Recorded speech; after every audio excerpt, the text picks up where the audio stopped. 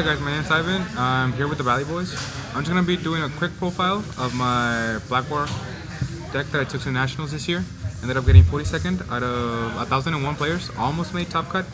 Almost made day 2. Missed it by 10 steps, by 10 slots. My record ended up being X2 after Swiss. Still really happy about how the deck turned out, and let's get going. So for the Digitomas, simple and clean. Just BT9 Coromon. A plus 1000 DP. It comes up a lot more than you want. Now, why this one instead of the draw one? I don't want to deck out. I just don't want to. I've had a lot of the games you draw so much with this deck that decking out is a real possibility. Plus, the DP makes it so that even if you don't build the perfect stack, you can still most of the time run over an opposing Blackboard with very little issues. Now for the rookies.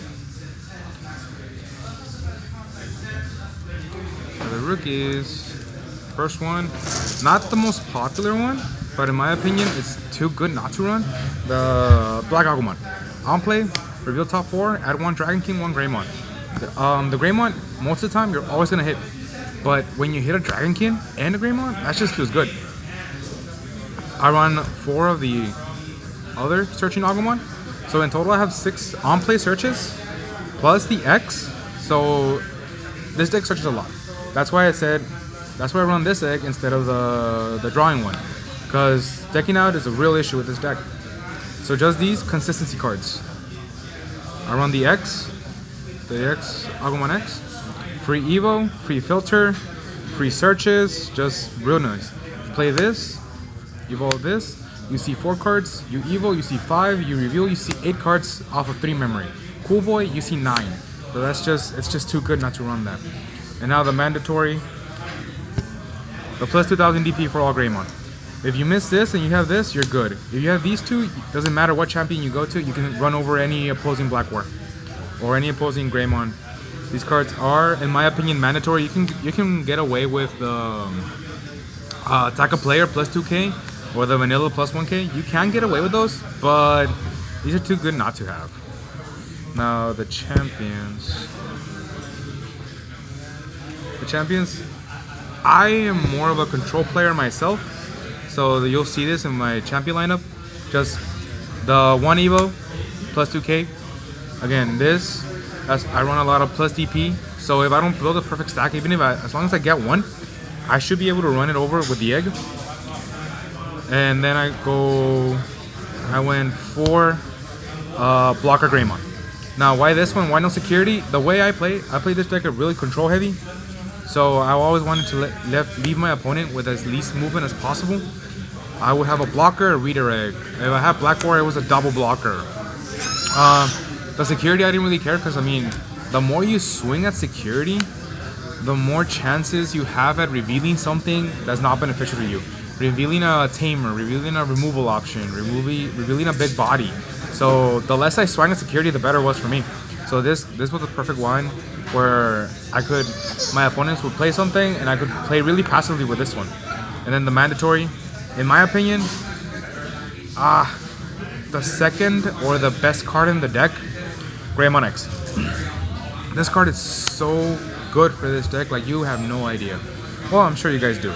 Evolve for free, draw, Cool Boy, draw, memory, and then the tempo that this card gives you, being able to go into your Mega off of just 3 memory, is just ridiculous. So, if anything, a card that should get hit, if you want to kill the deck, it should be this. If you're okay with it, like if you don't want to kill the deck, because again, the raid, the BT12 raid that's coming up, this card, don't hit it. If you care about BT12, then leave it, hit something else. But if you do want to hit this deck, this is the hit. The tempo, it'll slow down dramatically, it'll lose the protection. Yes, you can go into the red base X line, but you lose so much speed with this card if it gets hit. But again, best card in the deck. You want to see it in your hand, you want to search it, that's what you hit. And now the ultimates. Plain and simple. Nothing crazy. Metal Greymon. DDG evolving is good. Against the mirror is not that good. because they usually have protection. But the Inheritable, that's what you play. The Inheritable, to be able to attack unsuspended, came up too many times. Just Evo for 1, Evo into Gaio, even Evo into anything, swing into, control the board, control the game state. It's just amazing. The next best card, well, this whole deck is just crazy. Battle Greymon X. The DDG Evolving, it doesn't come up as much as you would expect it to. Mostly because in the mirrors with these, they'll just use it to run it over. They really don't care. But the DP does come up against a cross matchup a lot. They usually try to use their dog to minus DP you, to slow you down, to make sure that you can't block, make sure you can't redirect. You're safe against bombs, Wyvern's Breath, Eden's Javelin, things like that. You're safe against them.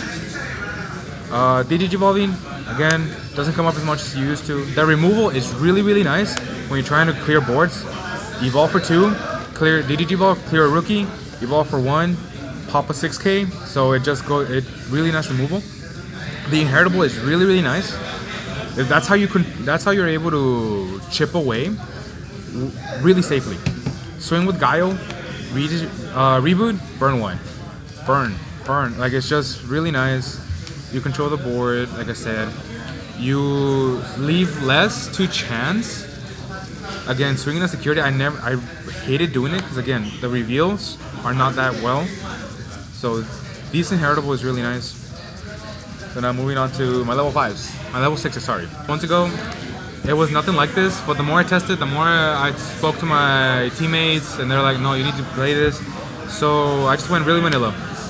2 Black Wars, 2 Gaios, and 2 Black War X's. The one that overperformed the Nats, like really overperformed Gaio. Gaiomon just being able to blitz. DDG Evolve, sometimes it came up, but the blitz. You just Evo, blitz, swing into the big body, swing into the opposing Black War, opposing Greymon, opposing Gaio, clear it, reboot, burn 1, and maybe have blocker at that. Really nice. Black War, regular Black War, Tamers. The Tamer matchup, the cross matchup, really well. It was really nice deterrent, whereas like I have a double blocker, and if you make it with this, and if you block, restand, you would burn 1 during your opponent, so that's really nice. Black War X, honestly, I'm not gonna lie, Black War X underperformed. I saw myself going more into him. Don't get me wrong, it's really nice, especially the reboot and the pop. I would only go it when I knew, when I was playing against a deck that wasn't Black War, or a Black War that didn't have the X antibody protection. Because I would swing, reboot, burn, and pop. Now, if they had protection, I would be forced to dig for Gaio or try to get him. But again, this lineup, my friend, at the very beginning, believe it or not, that's what I would play. I played a 3-3 split. And then as I went along, I still kept the 3, and then I ended up playing 1 Gaio. This is like a week or 2 prior to Nats, this was my ratio. My friend James, God bless him, that's why I think I did so good. But like, no, you have to play 2 Gaios. Minimum 2 is mandatory for the mirror, because they're able to handle it. That's why you play this. The DDG Evolve, the Blitz, to run into it, the reboot, burn 1, all that good stuff. The security is so much aggression that it's really good. So what you do with this, if you feel like you're really safe, it's the same matchup. Swing, chip 2, restand, burn 1. The following turn, if it survives, if you have a rookie in the racing, promote, swing for 2, break the 2, rookie for game. So it's really aggressive that you can end the game in 2 turns. Now for my level 7, I only run 1. This is one major change that I would make. I run the supposed win button against Grandis. This guy came up once, and it almost won me my round 8, the one that I lost in time.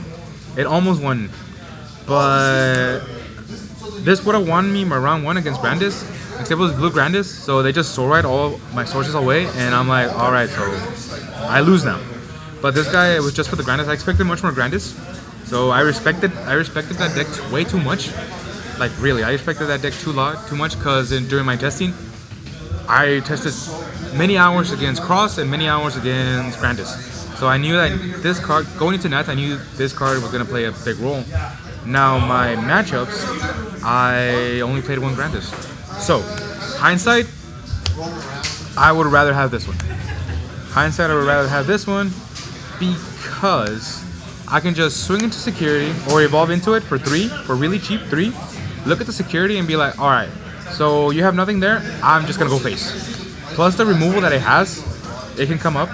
I know my opponent in round 9, I believe, he was super tired. He wouldn't even tell me. He misplayed, he forgot the bounce effect or the bottom deck effect, whatever it is, the bottom deck, whatever it is. And that cost me to have a rookie on the field and win. So again, the only change that would make this deck, hindsight, is change this for this. That's the only change. Or find a way to have both, to be honest. But one Omnimon X, and then for the options and Tamers. So for Tamers, 2 Yuyas. Nothing more, nothing less. It's good. It's really good against security, but overall, you don't really need it. If you see it in your hand, and it's not in your opening hand, it's kind of like, I wish it was something else. Now, if you see it in your opening hand, fine, cool. Play it, memory setter, broken card, memory setter, plus DP, option-based immunity, great card. But now, another broken card in this deck, cool boy. This is a card that's on everyone's radar, but don't get me wrong, it's a great card. Searches, memory, draws, it does everything. But in most of my games, people want to hit it, they want to ban it, they want to hit it to 1. In most of my games, I only had 1 or 2. Nothing more, nothing less. Like, usually that's enough. Don't get me wrong, this card does too much for the X decks. If you want to hit X across the board, hit Cool Boy. That's it. That'll slow down everything.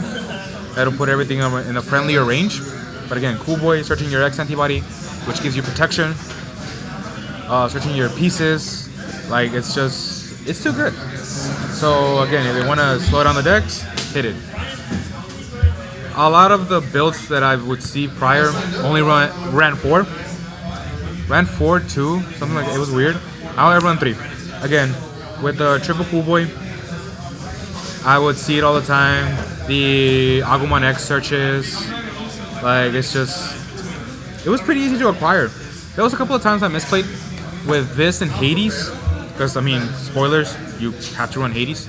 That was a couple of times I misplayed, because I'm always so used to always having the X antibody on the source, that there was a time that I played Hades, and I just paid the 5. My opponent was like, no, it's for 7. I'm like, what do you mean? You don't have the X antibody on there. Damn, I don't have it. I'm like, she's like, do you have it in hand? I'm like, yeah, I do. I just so used to just playing without it, like playing with it always attached. So that cost me. It didn't cost me a game, but it did cost me a little bit of like, it almost flipped the game around. And then the last card, the reason Black War 1, at least in NA, Hades Force. A well-timed Hades Force just turns everything over its head. If you're behind, a well-timed Hades Force will just put you ahead. If you're ahead, a well-timed Hades Force will just end the game in itself. The times I played against 2 Cross, the times I used Hades Force to board wipe, like everything, too many. A 5-cost board wipe shouldn't be a thing. If it didn't have the -2 reduction and it was a 7 cost, it'd be a little bit more balanced. Yeah. There was many times where even then when the opponent against the mirrors, even in the mirrors, clearing the Cool Boys, clearing the Yuyas, clearing bodies, it comes up. So this card is single-handedly made Black War, made Tamer decks not irrelevant, because they are not. I mean, in the European Nationals, Cross won. There was so much cross representation, which just goes to show how good those players were. Having the guts to go into a Nationals where they knew it was going to be packed, and going against Hades, going against these, going against so much Tamer hate, and they still did great. Like, do not get me wrong. This card does make the cross matchup extremely favorable, but it's not like unwinnable. So do not, just because you see Cross in front of you, don't take it easy. Time everything well. If not, you will lose. They will just rush you down. They will just outsource you, outmaneuver you, outsource you, because it's still Cross. So you need to time everything else well. That's pretty much for the deck profile. Again, the only change I would make: find a slot for Omnimon X, or swap it entirely. Again, my matchups were round 1, Grandis, lost 2-1. My round 2 was against Cross. Round 3, it was against Blackwar Mirror. And then round 4, Secon. Round 5, Blackwar. Round 6, Blackwar. Round 7, Cross. Round 8, which I lost in time, and that made me kind of bubble out. Blackwar. I went 2-1, lost in the mirror again. It was this interaction, this one, and the Omnimon X. This is why I ended up losing. I had this, it was ready to negate, but he Guile Blitz into X antibody into Omnimon X. Omnimon X cleared my old Omni, cleared it, so I couldn't negate. I couldn't negate attack, and that cost me to lose the game. He just swang for game in turn 2, in turns. So that, my round 9, Blackwar 2-0'd. So overall, great tournament. I think the format's extremely fun, extremely healthy. Again, our top 32 was all over the place. Yes, Blackwar was the most represented deck, as everybody expected it, but it was just fun. The mirrors are extremely complicated. Not complicated, but they're like really back and forth.